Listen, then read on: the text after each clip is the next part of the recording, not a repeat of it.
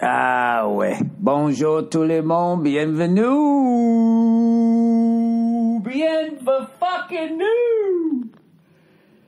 to the Monday Morning Podcast for Lundi, June 18, 2018. What's going on? How are you? How's your Monday treating you over there in the States? I got my last couple of days over here in Paris. I'm psyched to come back. I'm sad that it's over. I had a wonderful time. Thank you to everybody over here that put up with my horrible fucking French. You know, I know. I just stayed in I punished them with it this time.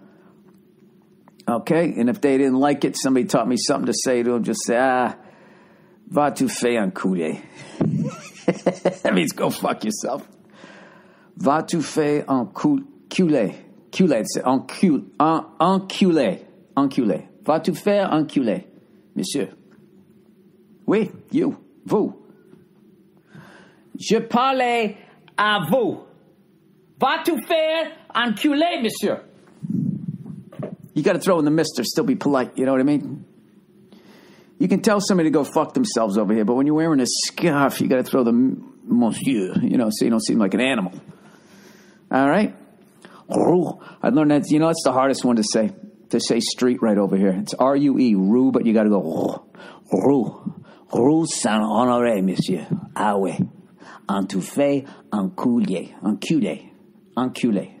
I'll get it done. I'll learn how to say go fuck yourself in a new language. All right? Before we get started, a very special thanks to a very special person and a wonderful comedian, and equally as well a human being, Mr. Tom Rhodes, for hooking me up. He found out I was in Paris, and he was like, "Are you still there?" I said, "Oui." He said, monsieur, you need to go to this fucking patisserie. They have the best fucking sandwiches and blah, blah, blah, blah. And God damn it, the man was right. Best sandwiches I've had over here. Maybe top fucking 2 or 3 sandwiches I've ever had in my fucking life. And then I had, what are those little macarons? Those little fucking cookies. They made a giant one. It was pistachio. It was fucking incredible. You know when food's so good you start having Tourette's as you're eating it? Just like, oh, fuck. Shit.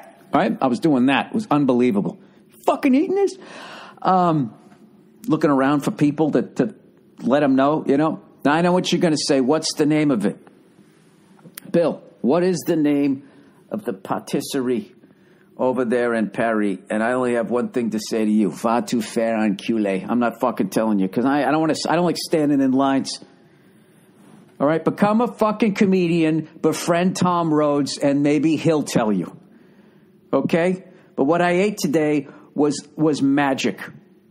All right? And I've been around enough magicians in this business to know that you never reveal the trick. Okay?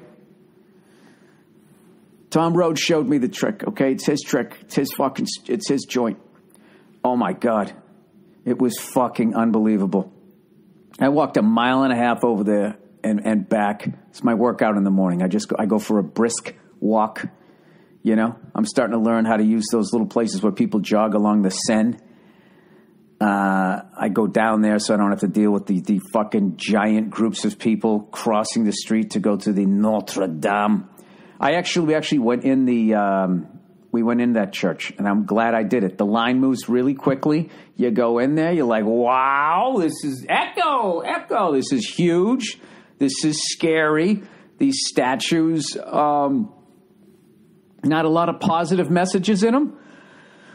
A lot of misery, a lot of death, a lot of weeping. But I think that's just sort of the vibe back then. I mean, people fucking died back then.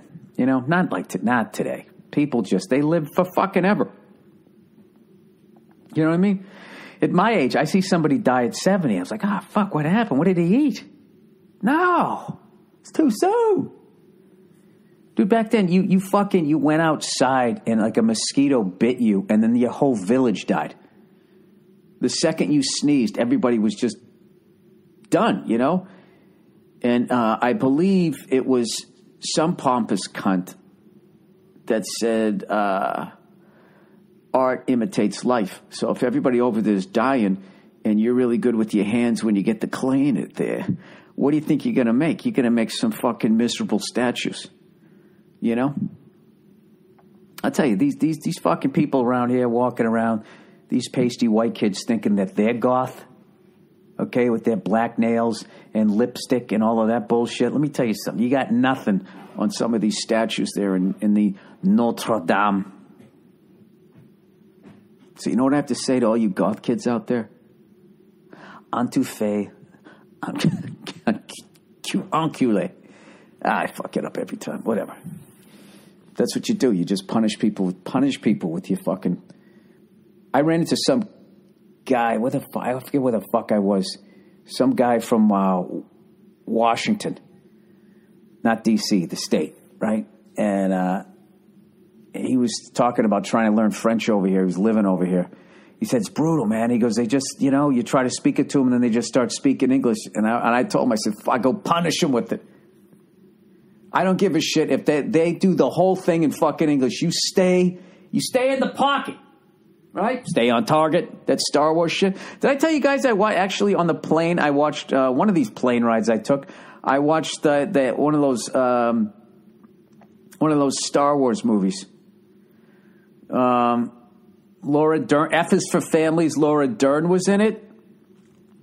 The woman who played Princess Leia, I believe it was the last movie she did before, unfortunately, she passed away. I don't know who else was in it. A bunch of young people. All right? Kids to me. Kids to me are under the age of 39 at this point. And I really enjoyed it. And I'd like to apologize to anybody I might have offended at Comic-Con. I don't remember what the movie was called. Oh, there was Luke Scott. Mark Hamill was in it. Right? And at the end of the movie, right? I'm kidding. Like you nerds haven't watched it 9 million times. Weeping into a potato sack, whatever. I liked how he was wearing the Ben Kenobi fucking... it really... The messages in Star Wars. That if you actually live a righteous life... that there's really no money in it, the way the whole game's set up, and you end up in like a burlap sack for a bathrobe, just living by yourself, making rocks levitate, for tourists, whatever the fuck it is he was doing on that island. But if you sell your fucking soul to the dark side, you get that dope-ass outfit that fucking Darth Vader had, That looks like some shit. What's his face would have designed? Who's the designer over here in France? He used to be fat, and now he isn't, and all he does is shit on fat people, and he won't make clothes for fat people. Hey, Nia. What? What's the name of the designer over here? He's hilarious. He used to be fat, and now see, like I said, we've been on vacation too long. Hey, Nia, I'm too fat. You again. On Tequila? I can't remember. Cutile. To GFYS? Yes. GFMS? I'm telling two to do that because I know you and you're familiar. What's the name of that? Luke Robitaille? What's his name? Who's Luke Robitaille? I don't know. What designer? The designer, white-haired guy. He used to be fat. Karl Lagerfeld. Yeah, doesn't Darth Vader's suit look like some shit he'd come up with? Oh, for sure. Yeah, there you go. I fucking nailed it. You're impressed with some of my fashion knowledge. I am. You've been proving yourself to be quite the fashionista out here. Yeah, I was told you the difference between the hoary style and the elegant style. Right. Yes. Thanks for explaining that to me. What do you mean? You actually were fascinated by it. Right, because we went to lunch and we were talking about how some of the girls were like very elegant and some, Some are all Instagrammy. Mm-hmm. It's desperate. Like they were like basically the fashion version of a comic with a catchphrase. Right. Yes, exactly. Opposed to me, who's all pure up there with my shit and dick jokes. Yeah. The comedian's comedian. That's you. I was going to bust in here and see what you were talking about, you jerk. What's going on? I'll tell you what's going on. Yesterday for Father's Day. Yes. My second deuxième.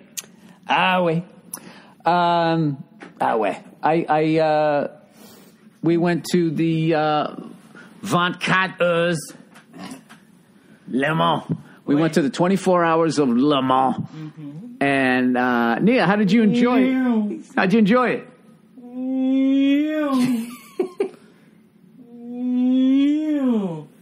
4 hours. No, but it's not always like that. Sometimes it isn't? Sometimes it's...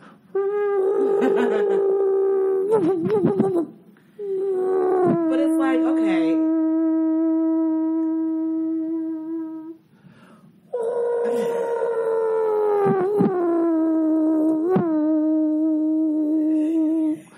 Who's that? Yeah, but like, what? So, are you just waiting for somebody to crash, or like, what's the? Because it's just round and round she goes. Where she stops, nobody knows. It's like, you know, like it wasn't that exciting. I mean, I know that it's a world famous. Was it cool to at least see cars going that fast, that close to each other? You know, I feel like I've seen cars go fast before, and it doesn't really do that much for me. This is what's fucking hilarious. It was Father's Day. I would go to Formula One with you because is that the same thing though? It's just round and round. And... Yeah, because if you were sitting in the stands and they just fucking drove in a straight line, it would be over in a minute. Mm-hmm, mm-hmm. So that's why they go around and around and around, and then they would also have to clear out, you know, for a 500-mile race, if they had to clear out 500 miles of streets in a straight direction, I mean, all of a sudden you can't go from Mississippi to fucking the other side of Texas. Well, you know how in horse racing, and I'm not saying that, like, horse racing is okay, but... You know how it's like, go, baby, go. And everyone's like, yeah, like, let's go, baby, go. There wasn't a lot of that. Like, people were on their phones. People were eating crepes. Like, it was very, like, subdued. Like, it didn't feel like there was a lot of action going on. A lot of excitement is what I'm saying. Because it was a 24-hour race. That's maybe too long. Like, maybe they shouldn't have it be 24 hours. I would say this. What I was amazing to me is that they had, I counted, I was saying, there's got to be at least 2 classes, if not 3 classes of cars out there. Turns out there was 4 different classes. So I think there was like 4 winners in each class, 1 for each class.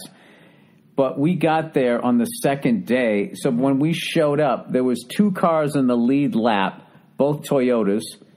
And the guy in first place was ahead by like a minute and a half, which is like that's like almost the back of the race and anything else. And then the guy in third place was 12 laps down. So I was kind of like, oh, so this thing, there's 3 hours to go and this is already over unless somebody crashes or has a problem with their car. And the Toyota in second place did have a problem with this car briefly, which put him even further back. Then he was down 2 laps. And then, it's more of like an endurance thing. I thought it was fascinating because if I would recommend if you go to it, go for the start, or I would go at night just to see him at night. It was kind of cool to see the brake lights and wipers and shit. I've never seen that on race cars. It's usually just like it's just a shell for a body with a whole full roll cage, and it's just the powertrain. That's it. So it was exciting to see windshield wipers.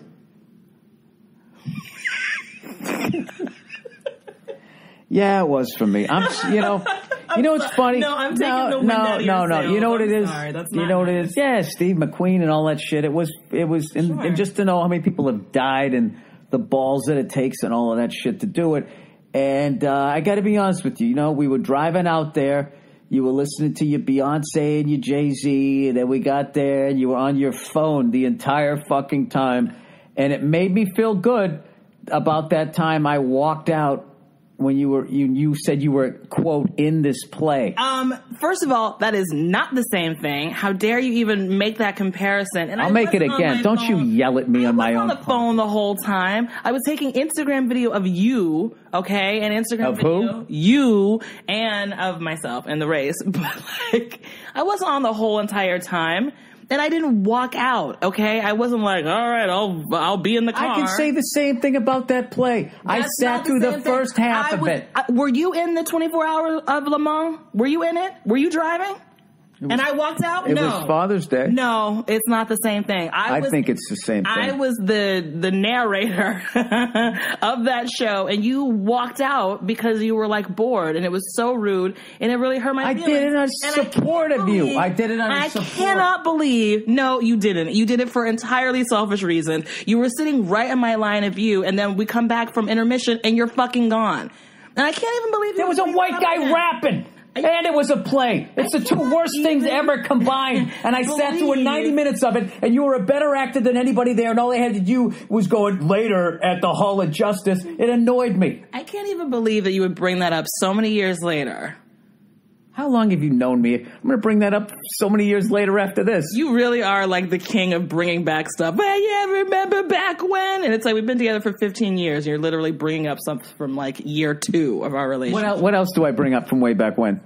Like a lot of stuff. Oh, good point. You're the king of making a big statement and then you can't back it up. I am the king. That's the fucking point of it, is I am the goddamn king. Oh, good Take one. that. Yeah, take that to the bank and try to cash it. Smoke it. No, I get auto racing is a torturous thing to bring to somebody who doesn't give a shit about cars or really understand how they work. We met that really nice guy, Ryan Hilly. And he's the one who taught me how to say, go fuck yourself. What's up, Ryan?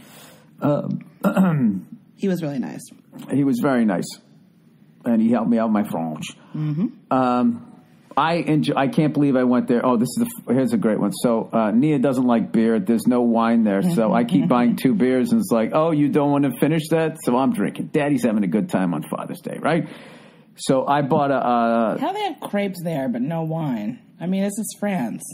But that truly was... Because crepes to them is just like a fucking sandwich. Yeah, that's true. That was really kind of... What about the other guy? Is it insulting if I say that it's like the NASCAR of France? That's insulting, right? Because NASCAR is not on the same level as 24-hour Le Mans. I don't know what you mean. I think that you were more looking at it like you were outside Paris, so there wasn't as many fancy, closed people walking around. I think that's what it is. You're very, you know... You're a class kind of person. Like, oh, what? You're here, you're there. No. I'm up here. I'm not classist or elitist. And I'll thank you for not pushing that, because people are all in my comments being like, oh, I hope you were nice to the waiter. Oh, I hope they didn't piss you off. Oh, like, you know. What do they say to me? Oh, could you be nicer to Nia? Do they say that? Yeah. When? Every fucking week. Let me see. I want to see. I want the receipts. What do you mean you want the receipts? Well, I want your fucking receipts then. Mm-hmm. I'll show you my receipts. Stop coming to me like you're the FBI and you're going to turn over my laptop to you. We have fun. Yes, we did. We had a great time over here. And tonight we are seeing Guns Avec Roses tonight. And it's hard to hold a candle in the cold November rain. That was good. Thank you. I have never seen them in concert. I am so excited. Yeah, it's going to be ridiculous. It's going to be awesome. So that's what we're doing, and then we're going to and then we fly back. I hope he says that. How do you say that in French? Jingle, baby. Huh? I thought you learned that. I want to learn that. You're going to die. Qu'est-ce que tu fais? Tu es dans le jungle, baby. Tu es mort.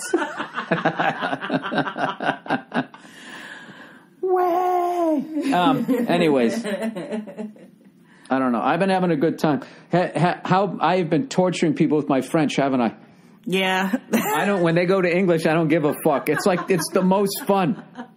It's so much fucking fun to just. Because some French people will humor you, but a lot of times they like can't be bothered. Remember when? Remember what was the restaurant we went to, and we were having a hard time figuring out the menu, and I was saying to the guy, I asked him, I said, "Oh, can you translate some of this stuff for us?" And he goes, "Oh, why don't I just get you an English menu?" And I was like, "Yeah, okay." And you were like, "Oh, no, I wanted to explain." It's like, Bill, he doesn't want to sit here and translate the entire menu when there's an English menu. Hey. How does Paris make their money? Tourists. Fucking humor me. Okay, but it doesn't work like that. When you come over to my country, you say, there's the liberty, is that you? No. Wait, monsieur, it's fucking down the street there. I know, they're all fucking pure. Don't pull that shit. I'm so sick of hearing that every fucking person who isn't from America is fucking, is the greatest person ever. I'm walking right now. Hang on a second, I gotta go get my charger here. When we're walking, I'm always spinning, always moving. Kyle Dunnigan. I don't know where the fuck it is. No, I don't do that. Okay?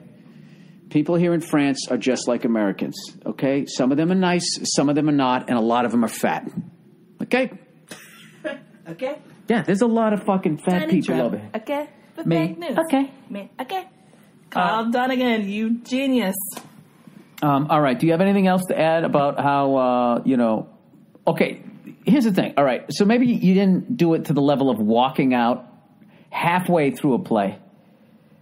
Where I want to reiterate again, just in defense to my listeners, it was a play and there was a white guy rapping the entire time. Okay? And it wasn't Eminem. Oh.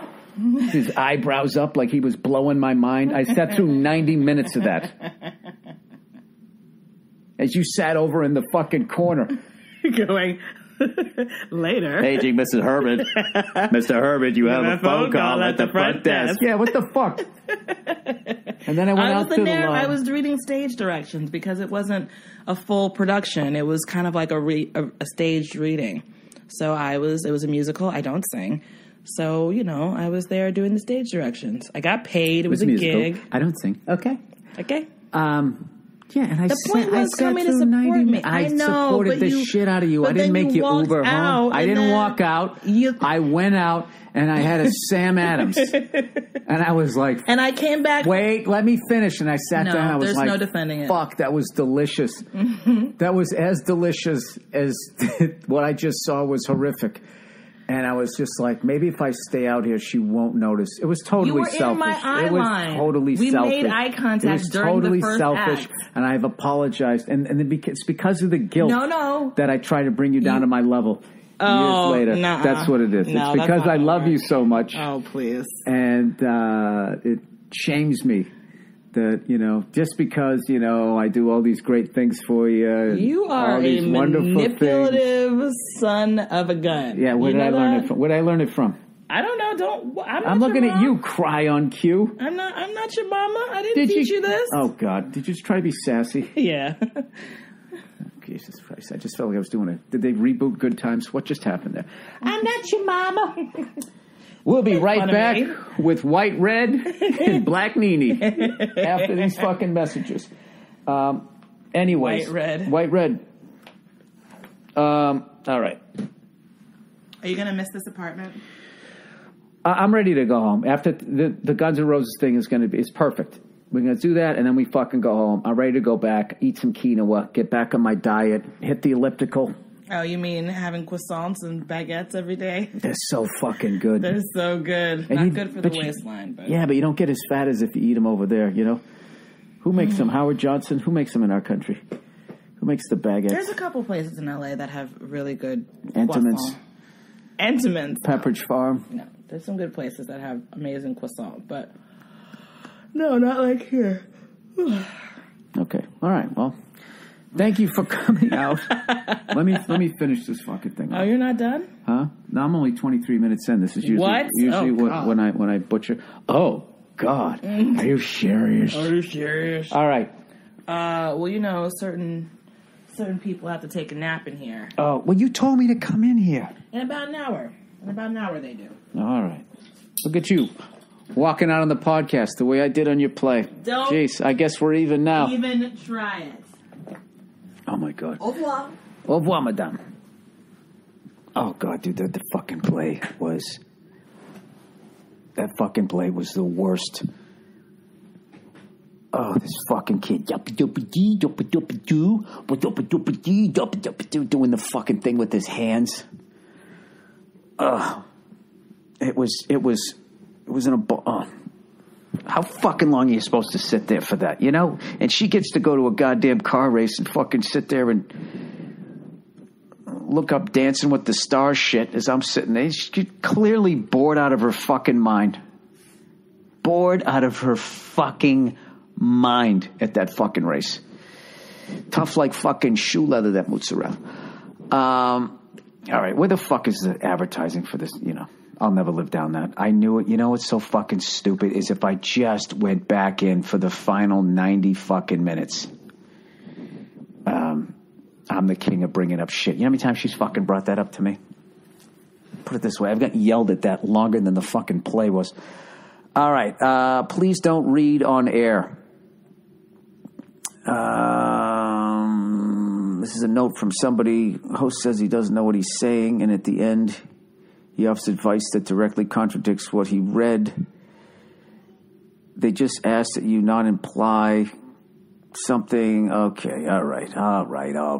Everybody fucking relax. Jesus Christ. Okay, it's not about giving people information. It's about it being entertaining. All right, Policy Genius. If you have a car, la voiture, monsieur, you have car insurance. If you have a home, la maison, mademoiselle, you have home insurance. If you are alive, shouldn't you have life insurance? 4 out of 10 people don't have life insurance at all, and it's not their fault. It's life insurance's fault. Shopping for life insurance is confusing and it takes forever. So Polygenius made it easy. I don't even have to think, man. Polygenius is the easy way to compare life insurance online. In just 5 minutes, you can compare quotes from the top insurers to find the best policy for you. And when you compare quotes, you save money. It's that simple. In fact, Policy Genius. It's the greatest policy ever. Has helped over 4 million people shop for insurance and placed over $20 billion in coverage. And they don't make just make life insurance easy. They also compare disability insurance, renter's insurance, and health insurance. If you care about it, they can cover it. If you've been putting off getting life insurance, don't put it off any longer. You got to do this stuff, by the way, especially you got a wife and family. You know, you got kids and shit. You got to do it. It's the greatest feeling ever. I know it's weird, you know, contemplating your own mortality, but after you did it, you got that, hey, you know, if I die, everybody's going to be good. Be a fucking keg party. It's a great feeling, unless you're married to a psycho. It's never been easier to buy, and rates are at a 20-year low. PolicyGenius.com, the easy way to compare and buy life insurance. PolicyGenius, PolicyGenius.com. Have you guys seen that stupid commercial where that woman is just like going, you know, I had insurance on my car, and, you know, when I wrecked my car, they only gave me, you know, I paid $12,000 for my car, and it's 5 years later, and they only gave me $6,000 for it. What am I supposed to do? Buy half a car? No, you had the wrong insurance. I love how they act like, you know, there's 2 types of insurance. You can get insurance, the cheaper kind, which is they're going to give you the money for the value of whatever the fuck it is that you insured at that time, what it is at that time, depreciated. Or you can replace it new. And that's going to cost you way more fucking money. So that woman is yelling at the insurance company, and the reality is she's fucking naive. Or she's just an actor. Whoever wrote that fucking thing it's not like there's this new insurance company that is now, you know, going to fucking give you $12,000 for your $12,000 car 10 years after you bought it. You're going to fucking pay for that. All right? And it's going to cost a lot of money. And if you add up what the fuck you paid for it over the years, it's really probably not that much of a difference. Okay? Simply Safe, everybody. It's important to protect your home with a home security system. How can we protect your home and your privacy? That's what you're going to love about Simply Safe. They obsess over details like no home security company. Here's an example. Simply Safe has a camera you can control from your phone, but they want to protect your home and your privacy, so they came up with this brilliant idea, a privacy shutter for their camera. Now Simply Safe wanted you to be able to hear the shutter click so you know it's closed. They wanted it to have a light on it so you could easily tell when it's on. They needed it to work for the entire lifespan of the system. So Simply Safe got to work. Boom, boom, boom, boom, boom, boom, boom, boom. Testing different metals. Boom, boom, ba-da-doo, what-a-doo. And hinge designs for months and months. Does that really mean like door hinges? We got to make it stop squeaking. Bum, bum, bum, bum, bum, bum. The result, an effective home security camera with a thin, lightweight aluminum privacy shutter that will work every time. It's that kind of attention to detail that sets Simply Safe apart and keeps your family safe. Simply Safe isn't just home security, it's home security done right. Check out Simply Safe today at simplysafebird.com. That's simplysafebird.com to learn more about Simply Safe today. And simplysafe.com. That's SIMPLISAFE. Burr.com. All right, there you go. All right. Now, where did all my questions go? Où est mon questions? All right. So, anyways, oh my God, I made such a fucking ass of myself. I've eaten so much French food. Okay, I got fucking baguettes coming out of my fucking ears over here, and I'm growing a fucking beret where my hair used to be. Okay, I've been here for too fucking long. So up the street they had this. They had a little pizzeria. So I'm like, okay, there's no way this pizza can be as bad as the pizza in L.A. You know, I know it's not gonna be as good as Italy. Who gives a fuck, right? So I'm trying to find this place, and what happens when you're in a country where you don't speak the language is a lot of times you stop reading words and you just start looking at colors of things. And you start like anything yellow is a taxi, anything blue becomes a police car, like that type of shit. So there was this restaurant with this red awning, like the Italian restaurant, and I'm looking at it going, I don't know, man, this doesn't quite look right. And rather than just reading the French, what is it, Bratisserie or something like that, whatever, I went up to the guy and I was just looking at the menu, and I was just tired. And I couldn't find any pizzas or anything. So finally, this guy walks up to one of the fucking waiters. He's like, bonjour, monsieur. I was like, excusez-moi, is this Italian restaurant? And he just like goes like, oh. He's like, no, monsieur, this is a French restaurant. And he just fucking turned around and walked away. Felt like such an asshole. What is it? Brasserie, whatever it means. It was written right there across the red awning. And then I went one more block up, and there's the red awning. That was the Italian place. And I wanted to yell down, excusez-moi. I was only off by a block. Go fuck yourself. But I knew he was right. And I went in, and I ordered 2 pieces, right? I got the margarita, and then I got the one with the anchovies on it. And I got to tell you, it was fucking horrific. Worse than the pizza in L.A., but the salade niçoise was parfait, monsieur. Was actually delicious. But I might have Indian food tonight. I can't fucking do it anymore. I stayed here just a couple of days too long, but I got to see Guns N' Roses. You want to hear my whole fucking Guns N' Roses story here? Okay, the first time they came around in a city that I was in, they were opening for Motley Crue, the original lineup, and I forget why I fucking missed that show. All right? And then the Use Your Illusion tour came out, and I had a ticket to see him on that one. And then one of my buddies, the love of his life dumped him, and he was fucking devastated, borderline suicidal, and he needed some sort of fucking light in his life. So I said, hey, I got a ticket to Guns N' Roses. You go. You need it, because I don't want to see you kill yourself. And he said, I appreciate that, man. And then, all the drama happened, and all the, the whole band basically was just Axl, right?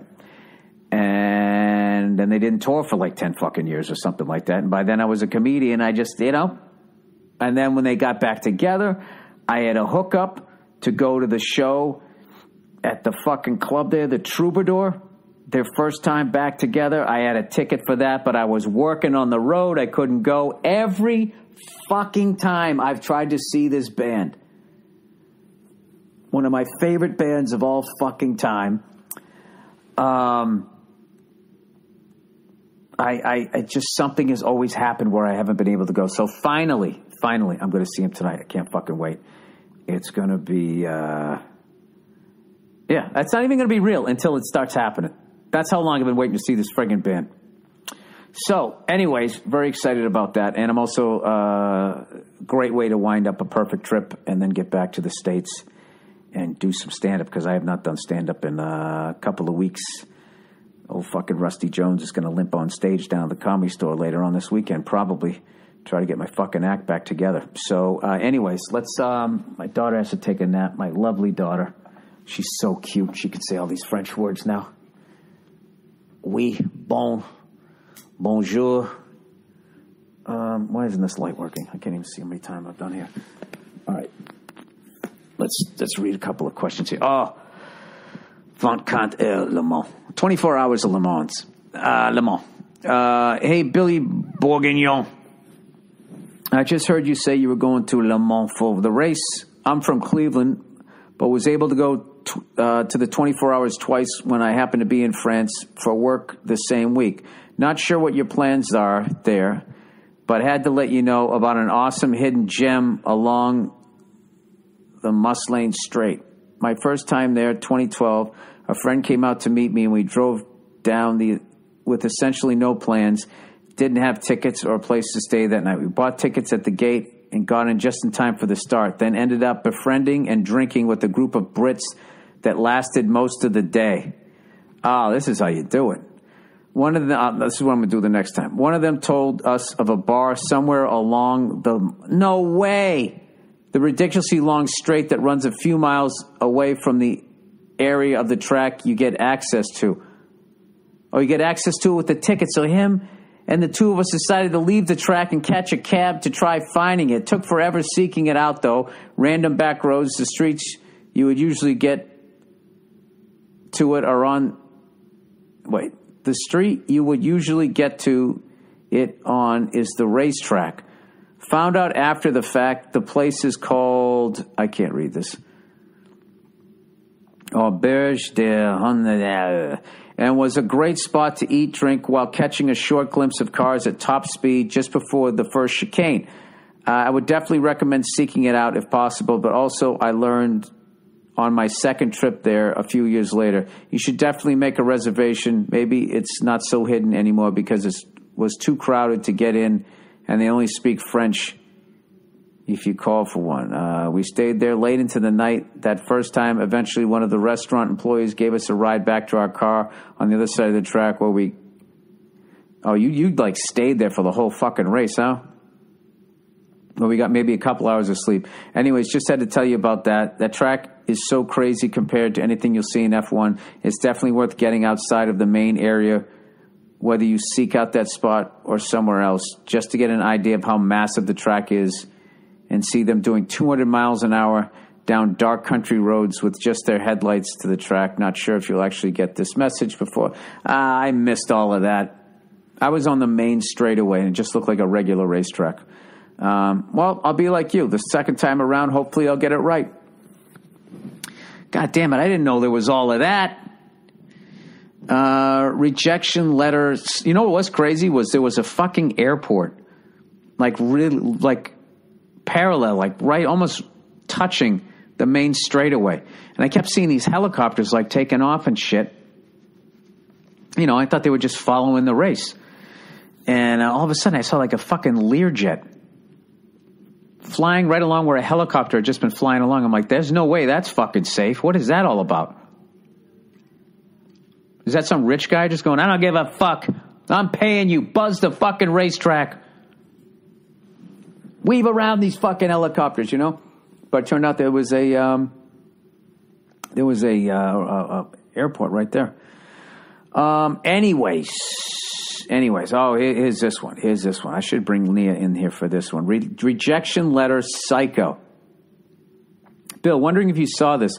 This accomplished clarinet player was accepted to his dream school, but never received the good news because his then girlfriend deleted it and sent him a fake rejection email.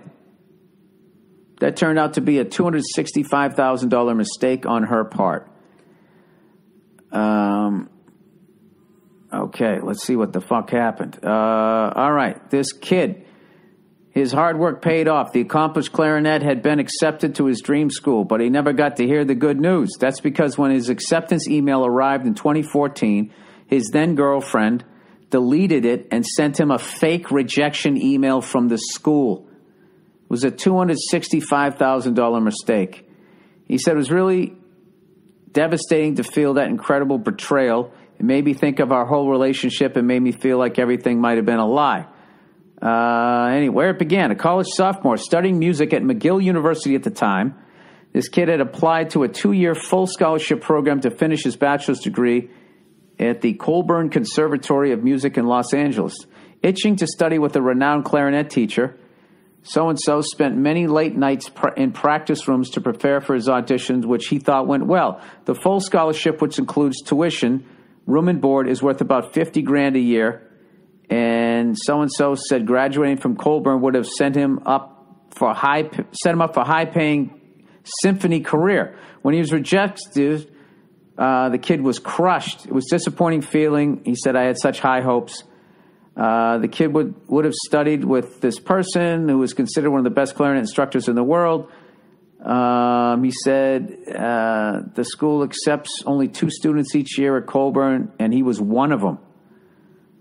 How she covered her tracks. This Wednesday, a Canadian court ruled that this guy's ex-girlfriend owed him more than $265,000, $350,000 Canadian, for damages including loss of reputation, educational opportunity, and 2 years of potential income. Roughly $37,000. Can you believe like the level of like break into his like she'd have to be knowing that that letter is coming. She'd have to be constantly First of all, she knows his fucking, I guess, computer passwords. It's just scanning it, finds it, sees that he gets accepted, fucking deletes this guy's dream, and then comes up with a whole phony thing. I wonder how the fuck they found out. But this is why this whole fucking, this Me Too shit now, where they're just saying straight across the board, believe women, when there's women like that out there. Okay? There's a reason why that there's due process, and you have to have evidence, and you have to listen to both sides of the fucking story. Yet again, another person was accused this week, and without the person being accused, without them ever responding, the stuff that people wrote on Twitter, I always knew this person was a piece of shit. I love one person was the fucking most self-serving thing ever. If you're still following so-and-so, unfollow me. Right? Like, wow, man, you're really sticking up for women. You're willing to lose like fucking Twitter followers. Way to make a fucking stand. Stop making it about yourself, you fucking jerk off. And I'm not saying anybody innocent, guilty, or whatever. The reality is then the guy then responds and says, no, look, we argued and blah, blah, blah, blah, blah. And she ended up being unfaithful to me, and I didn't want to be with somebody that was unfaithful to me. So then at that point, I just want to know, like, how does anybody make a judgment? Any sane, rational person, like you read her story, like, wow, man, that's really fucked up, blah, blah, blah, blah, blah. And then you read his thing, it's like, oh, well, then there's that side of it. So then what? Now at that point, you've read 2 things online. Like, just imagine in a court of law, somebody's like entire future was on the line, and the plaintiff and the defendant, all they were going to do was write 2 paragraphs of, I don't know if you call it a blog or whatever, and then you were going to determine, somebody's ability to continue their career or not. That's a little fucking nuts, people. And this is what's driving me up the wall is I've been saying this at shows, and the vibe is people fucking agree with that, but everybody's afraid to say it. So it's just, I don't know, it's just not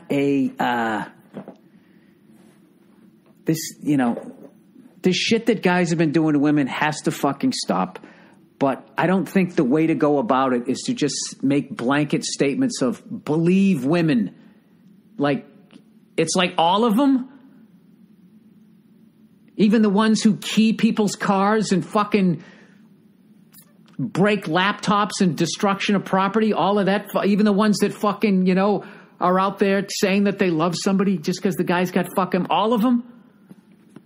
I don't know. It's a little fucking. It's just such a fucking. Out of all this, I'm just really surprised at how fucking. Just how afraid everybody is and how everybody just chooses self-preservation. And they'll sit there and they'll watch somebody twist in the wind, you know, because there's been the ones that are obviously like, this guy's a fucking monster. This guy should be in jail. And then there's been some other ones like, what? But everybody still shuts the fuck up while these lunatics on Twitter are like, you know, fucking burn him at the stake. I don't know. I keep thinking that eventually, like, it's going to, like, calm down a little bit where people are going to be like, okay, what that woman wrote is true, this needs to happen. Why don't we all just hang on a second and listen to what the guy has to say? And then even then, all you've done is that's like you show up at a fucking car accident. And then both drivers are pointing at each other. And, you know, and you weren't there when it fucking happened. I don't know. That's another thing, too, when you watch all of these, like, these videos and shit of, you know, injustices happening. What I can't stand about those fucking videos is it always starts, for the most part, after the injustice happened. And it's one person's point of view on it, and everybody just watches it and acts like they just saw a documentary or actually just watch the footage from beginning to end. Or maybe it isn't. Maybe it's just 30,000 fucking lunatics on social media. I have no idea. But I don't know. Like, Nia showed me one the other day, and I was just watching going like, all right, well, what she's bitching about that isn't on the footage. It's just her yelling at the guy saying, why did you do that? You didn't see him do what she's saying that he did. And he's standing there defending himself saying, I didn't fucking do it. But it's her video, so her point of view becomes what happened. I mean, this is getting confusing to me just trying to fucking explain it to you. Anyways, all right. 28-year-old virgin. Hey, Billy Bill Blaster. Love the podcast and your raging sanity. I'm going to be honest. I don't think there's a solution to my problem. Oh, come on, man. But just hearing you talk about it might help me see it as a so bad it's funny kind of situation. I'm a 28-year-old virgin. And he writes, oh, Jesus. I'm ugly as shit. Oh, come on, man. Except even shit has dung beetles that appreciate the aesthetic. All right, so you got a sense of humor, self-deprecating.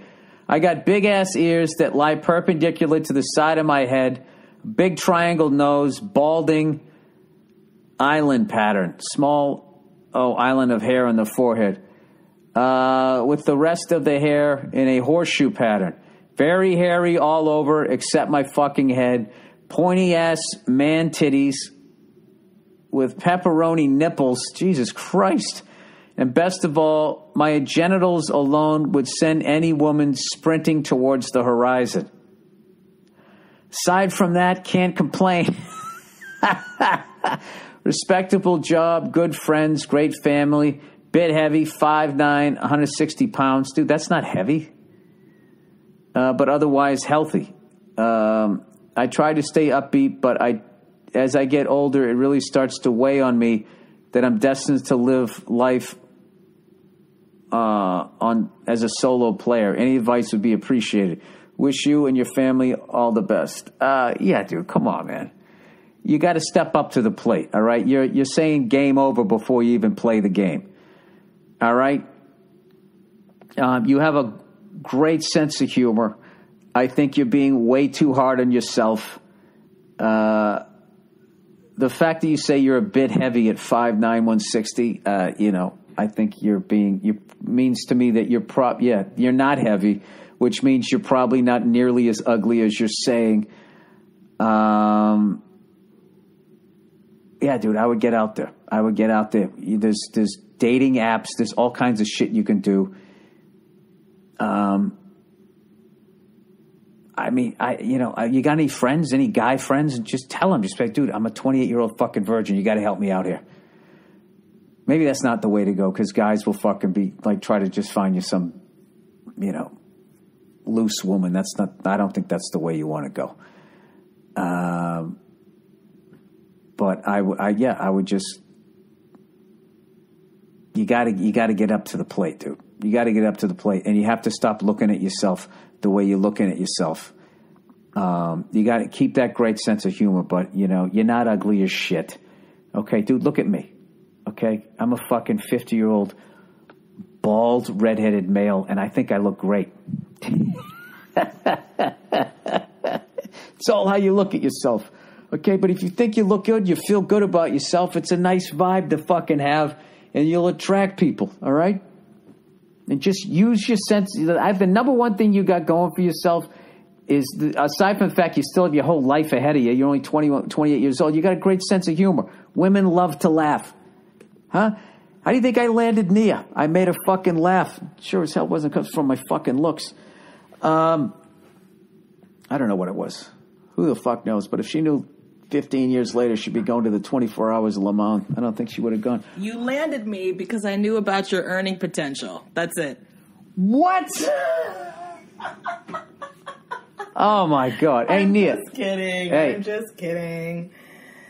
I loved you long before any of this. Any of what? I was making money when you met me. No, you weren't. Yes, I was. I was on the Rich Bitch tour. Right, but you weren't rich, bitch. Sorry. I was doing great. Anyways, were? yeah. I never. Because I never told you. You never told me. I didn't ask. I didn't care. It just. Oh, wow. This is amazing. You just came in here and became a hero. No, hey, can you help this guy out? He's a 28-year-old virgin. Ask you about your money. He said he's a 28-year-old virgin. That's fine. He goes, I'm ugly as shit. Oh, he goes, stop it. Except even shit has dung beetles that appreciate the aesthetic. Oh, sweetie. But but he's got a great sense of humor. He goes, I got big ass ears that lie perpendicular to the side of my head. So does Will Smith. Big triangle nose. I don't know about that. What about Adrian Brody? You like him? Oh, yeah. There you go. He's got a big-ass Roman nose, and I like it. Balding island pattern, where you got the circle here with the horseshoe. Shave it all off. Shaved. He's Skin. very hairy all over except my fucking head. He goes, pointy-ass man titties with pepperoni nipples. This sounds like Jim Norton wrote this. And best of all, he goes, my genitals alone would send any woman sprinting towards the horizon. Oh, got a little one?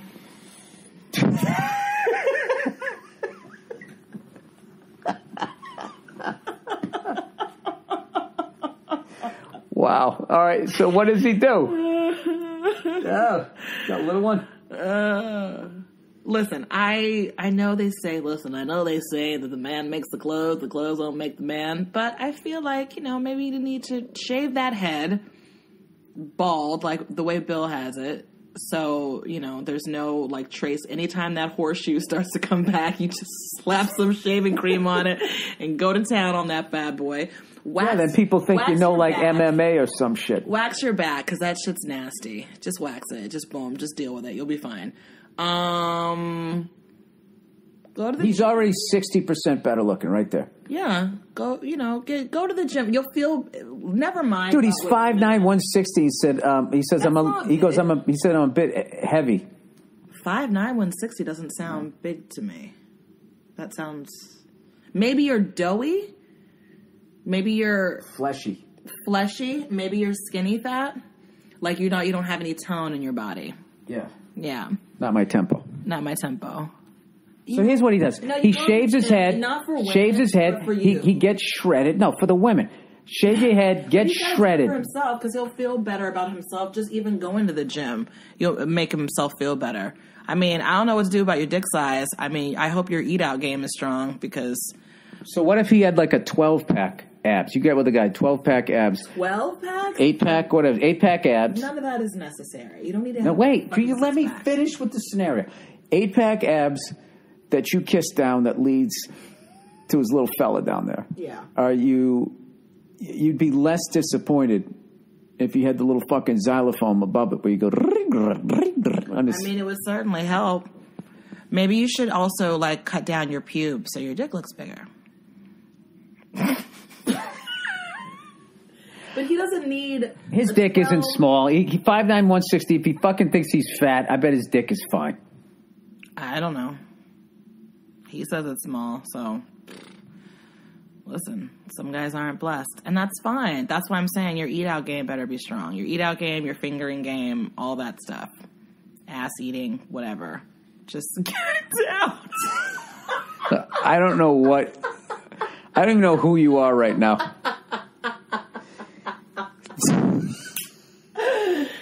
Don't tell him he needs to get a 12-pack. That's too intimidating. Just go to the gym. Like, not everybody has to have washboard abs.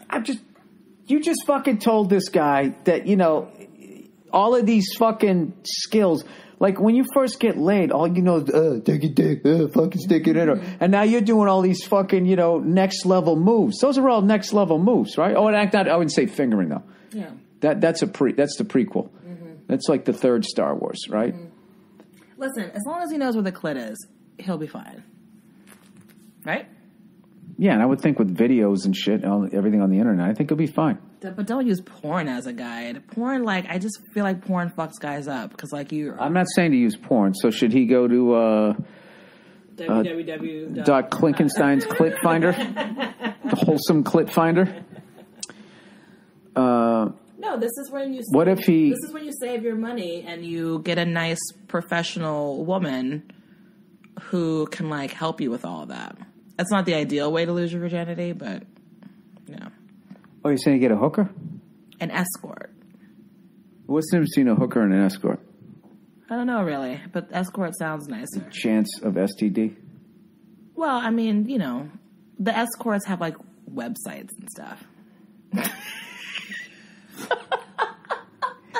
And hookers are just them on Venmo. It's not like cash. I mean, I think cash is preferred. I mean, listen. And hookers are outside like those people when they're trying to get you to go into the place to get your taxes done out there flipping the signs around. Right, exactly. Okay. Not that I have a problem with street hookers either. Listen, gotta do what you gotta do.